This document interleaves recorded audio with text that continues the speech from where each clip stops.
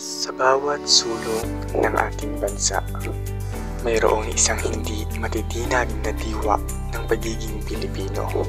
Isang diwa na humuhubog sa ating kultura, tradisyon, pagkakakilanlan at kasaysayan. Sa simpleng mga salitang, I am a Filipino, of course, ay naipapahayag natin at naipagmamalaki ang di mabilang na mga katangian na nagsisilbing simbolo ng ating pagiging isang lahi. I am a Filipino. Of course, mahilig kami sa kape. And of course, syempre, nagsasawsaw ng tinapay sa kape. Ang pagkakape ay isang bahagi ng pang-araw-araw na buhay ng maraming Pilipino.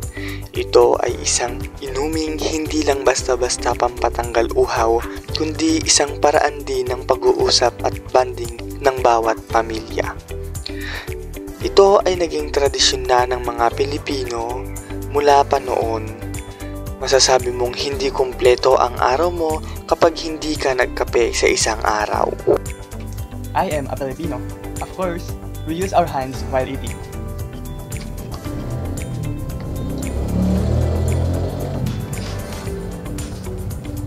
Diba? Mas masarap kumain kapag nakakamay.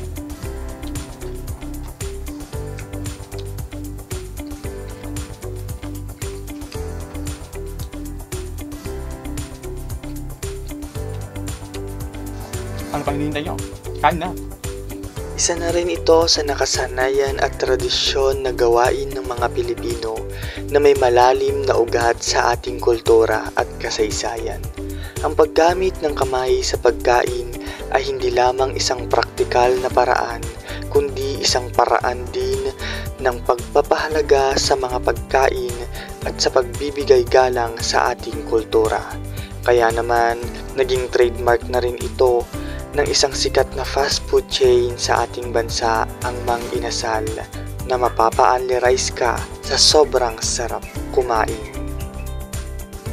At of course, syempre, ang pinakahuli sa lahat, I am a Filipino. Of course, masipag tayo. Isa na rin ito sa ating katangian at nakatanim sa kultura ng bansa. Kilala ang mga Pilipino sa pagiging masikap sa pagtatrabaho, kung saan ipinapakita natin ang dedikasyon at pagiging masinop sa ating mga gawain. Ang kasipagan ay hindi lamang tungkol sa pagtatrabaho ng matagal, kundi pati na rin sa pagpapakita ng malasakit, disiplina at positibong pananaw sa kabila ng mga pagsubok sa buhay.